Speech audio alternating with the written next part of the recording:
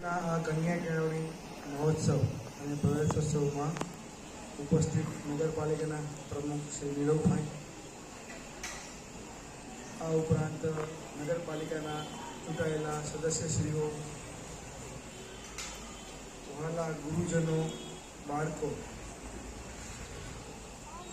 2007થી 2026 એટલે કે આમ તો 19 કે 20 વર્ષનો ગાળો થયો, એમાં છેલ્લા 8 વર્ષથી આ પ્રવેશોત્સવના અધ્યક્ષ સ્થાને બેસીએ છીએ અને 11 વર્ષ આવી રીતના દર્શનભાઈની જેમ અમે બધા તૈયારી કરતા હતા કે કોણ અધિકારીઓ આવશે, એનું કઈ રીતના સ્વાગત કરવાનું છે, છોકરાઓને કઈ રીતના બેસાડવાના છે, વક્તૃત્વ સ્પર્ધામાં કોને તૈયાર કરાવવાના છે, કેટલા છોકરાઓ ઓફ ડ્રેસમાં આવશે.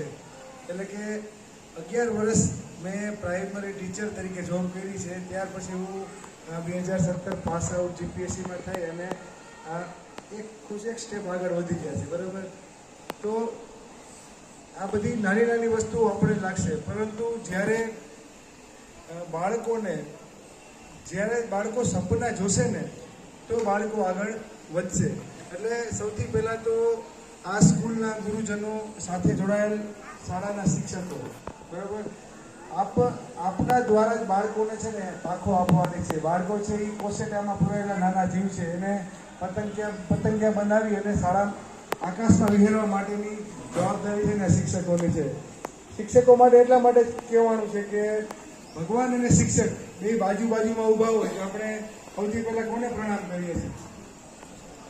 તો કે આપણે સૌથી પહેલાં શિક્ષકને પ્રણામ કરીએ છીએ કે ગુરુ ગોવિંદ દોનો ખડે કિસકો લાગુ પાય, બલિહારી ગુરુ આપકી ગોવિંદીઓ બતાય.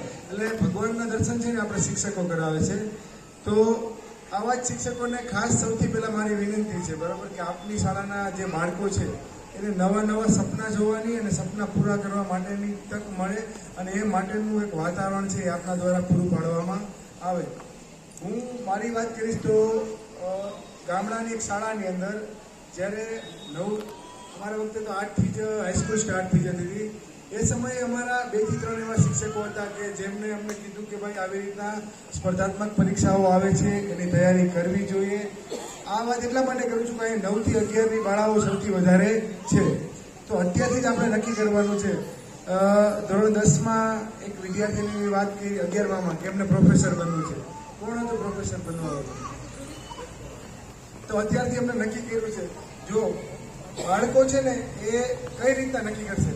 કોઈ પ્રોફેસરને જોયા હશે ટીવીમાં કે રૂબરૂ, કોઈ કલેક્ટરને કે કોઈ ડેપ્યુટી કલેક્ટરને કે કોઈ આઈપીએસને જોઈને બાળકો આઈપીએસ બનવાનું નક્કી કરતા હોય છે. તો આપણે એવું વાતાવરણ પૂરું પાડીએ. ખાસ કરીને ધોરણ 9માં આવેલા બાળકો છે તો એમને દરરોજ ન્યૂઝપેપર વાંચવાની ટેવ પડે. આજુબાજુમાં શું બની રહ્યું છે એવું નાનું જનરલ નોલેજ છે દરરોજ ભેગું કરે. એના માટેની નાની આપણે ક્લબો ચલાવવાની હોય, જેમ કે ન્યૂઝપેપર ક્લબ છે. પછી આજનો દિવસ, તો એની અંદર બાળકો દરરોજ કયા દિવસનું શું મહત્વ છે, જેમ કે 21 તારીખે યોગા ડે ગયો તો યોગા ડે કઈ રીતના સ્ટાર્ટ થયો છે, ક્યારથી ભારતીય સંસ્કૃતિમાં યોગનું શું મહત્વ છે. તો આવી નાની વસ્તુઓ છોકરાઓ 2 કે 5 વર્ષ ભેગી કરશે. પછી જ્યારે કોલેજમાં જશે ત્યારે એમને ખબર પડશે કે યુપીએસસી કે જીપીએસસી, જેમાં આપણે આઈપીએસ, આઈએએસ કે કોઈ પણ સનદી અધિકારી બની શકીએ છીએ, એની તૈયારી કઈ રીતના કરવી, એના માટે આપણું સપનું શું છે. તો આ બધી વસ્તુઓની શરૂઆત છે ને ધોરણ 9થી અને ધોરણ 11થી થાય છે. ધોરણ 9ની અંદર લગભગ 72 વિદ્યાર્થીનીઓએ પ્રવેશ મેળવ્યો છે, જે બહુ સારું કહેવાય કે આટલા બધા પ્રવેશ છેલ્લા 8 વર્ષની અંદર સૌથી વધારે પ્રવેશની અંદર જો પ્રવેશ મેળવ્યો હોય ને તો આ 72 વિદ્યાર્થીનીઓ જે સૌથી મોટો આંકડો છે. તો આમ આપણા માટે, અને બીજું એમાં પણ મહિલાઓ, એટલે કે વિદ્યાર્થીનીઓ છે ને, અમે અમારા ઘણા વર્ષના અનુભવના આધારે એવું જોયેલું છે કે વિદ્યાર્થીનીઓનું જે ફોકસ હોય છે ભણવાથી માંડીને દરેક વસ્તુમાં એ ખૂબ સારું હોય છે. જ્યારે વિદ્યાર્થીઓ હોય છે એ થોડું ઘણું પણ એનું રમતમાં કે અલગ જગ્યા ઉપર એવું ધ્યાન થોડું થઈ જતું હોય છે, પણ બાળકીઓ હોય છે કે જે વિદ્યાર્થીનીઓ હોય છે એનું ફોકસ છે ભણવામાં સૌથી વધારે હોય છે. તમે વિચારો કે A1 ગ્રેડવાળા જનતા કન્યા વિદ્યાલયમાં જ A1 કે A2 વાળા 4 કે 5 વિદ્યાર્થીઓ છે, જે બહુ મોટી વાત કહેવાય. એમ 90% ઉપર અમારા સમયમાં અમે બધા કેવા હતા, 10માં 65% અને 12માં 67%, અમે બધા એવા વિદ્યાર્થીઓ. એટલે અમારે તો કંઈ કહેવા જેવું જ છે નહીં. બરોબર. તમારી સામે આપણે અમારી ટકાવારી બોલીએ તો અમને એમ થાય કે આવડતું નથી અમને. તો એ સમયે તમે A1 ગ્રેડની અંદર આટલા બધા વિદ્યાર્થીનો સમાવેશ થાય એ બગસરા માટે અને શિક્ષકો માટે ખૂબ ગર્વની વાત કહેવાય, અને અમારા માટે પણ ગર્વની વાત કહેવાય કે અમે જે જગ્યા ઉપર જોબ કરીશું એ જગ્યા ઉપર આવા ટેલેન્ટેડ વિદ્યાર્થીઓ છે અને આ વિદ્યાર્થીઓને તૈયાર કરનારા શિક્ષકો પણ છે. તો આ જ રીતના આપણે આગળ વધીએ અને અત્યારથી આપણા માઇન્ડમાં એક વસ્તુ હોવી જોઈએ કે 9માં છીએ તો 10મા પછી સાયન્સ રાખીને આ બનવું છે. જો આપણે સપના જોશીને તો સપના સાકાર થશે, સપના જોશી જ નહીં તો આપણે સાકાર કેવી રીતના થશે? આપણે નક્કી નથી કર્યું કે આપણે શું કરવું છે, બરાબર? એટલે સૌથી પહેલી વસ્તુ છે ને એ પ્લાનિંગ છે. દરેક વિદ્યાર્થી છે ને વિદ્યાર્થીનો એક સૌથી પાયાની વસ્તુ છે ને એ એનું ડિસિપ્લિન છે, બરાબર? તો એનું ટાઈમ ટેબલ છે ફિક્સ હોવું જોઈએ, એનું વાંચનનું કે રમતગમતનું કે બીજા કોઈ પણ પ્રકારના કામોનું. અને જે વસ્તુ બનવું છે ને એના વિશે દરરોજ વિચાર કરવાનો અને એના વિશે અડધી કલાક કે કલાક. હું તમને કાલે એક ઉદાહરણ આપીશ કે મારા દીકરી છે ને એ કોલેજના સેકન્ડ યરમાં આવ્યા, બરાબર? એ મારી સાથે હું અલગ અલગ જગ્યા ઉપર પોસ્ટિંગ થયું છે અને દરેક વખતે હું ગર્વથી કહું છું કે મારા દીકરી અત્યારે કોલેજમાં છે એ પહેલાં 1 થી 12 સરકારી સ્કૂલની અંદર જ ભણેલા છે. કોઈ પણ હું જ્યારે અમરેલીમાં હતો તો અમરેલીની પણ સરકારી સ્કૂલની અંદર ધોરણ 12 ભણ્યા અને 91% એમણે આવ્યા. એમને IPS કે IS થવાની ઈચ્છા હતી તો એને 10માની અંદર એને 90% હતા, છતાં એમને શું કર્યું છે 11માં આર્ટ્સ લીધું. એમને ખબર હતી કે મારે આગળ આ લાઈન લેવી છે, એટલે કે મારે IPS કે IS થવું છે. 12માની અંદર પણ સારા બધા વિષયની અંદર જેમ કે ભૂગોળ કે એવા જે વાંચનના વિષયો એની અંદર પણ એને પૂરા માર્ક્સ મેળવી અને 12 પછી એને કોલેજ એવી રીતના સ્ટાર્ટ કરી છે કે જ્યારે કોલેજ પૂરી થાય એ પછી તમે છે ને UPSC એટલે કે યુનિયન પબ્લિક સર્વિસ કમિશન કે GPSC એટલે ગુજરાત પબ્લિક સર્વિસ કમિશનની આ જે ડેપ્યુટી કલેક્ટર છે, IPS છે, IS છે, DYSP, મામલતદાર, TDO, ચીફ ઓફિસર, આવી બધી ભરતીઓ માટે તો જેવી કોલેજ પૂરી થશે અને ડાયરેક્ટ પહેલો જ એટેમ્પ આપશે એની અંદર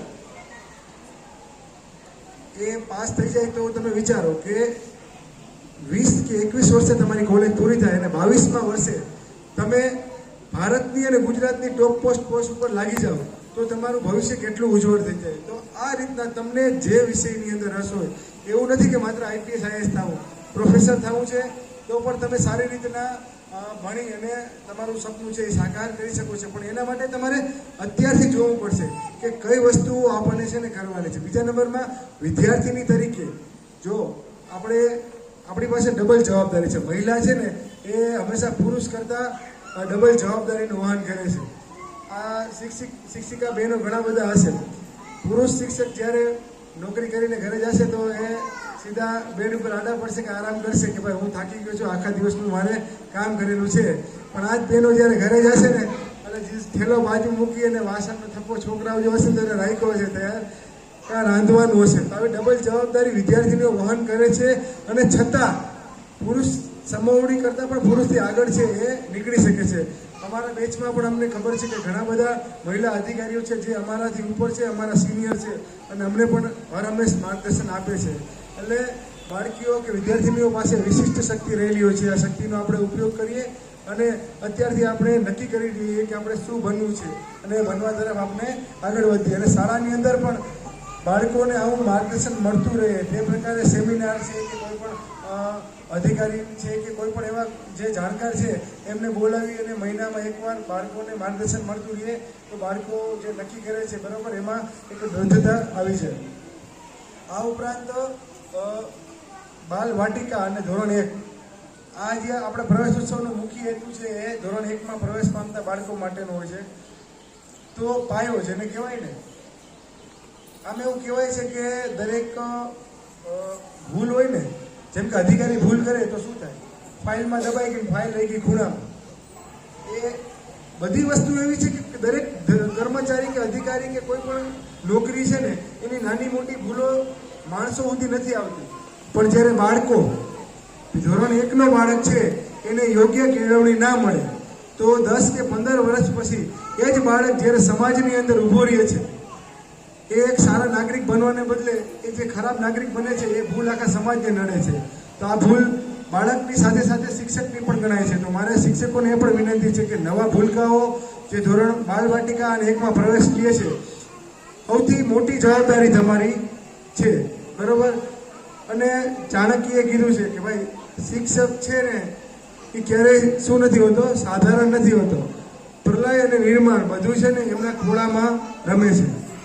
આમ ભલે અમે અત્યારે નોકરી કરીએ છીએ, અધિકારી તરીકે ઘણા બધા કામ કરીએ છીએ, પણ અમારે દિવસનો એક પણ એવો સમય નહીં જતો હોય કે અમારે શિક્ષકોની જરૂર ના પડતી હોય.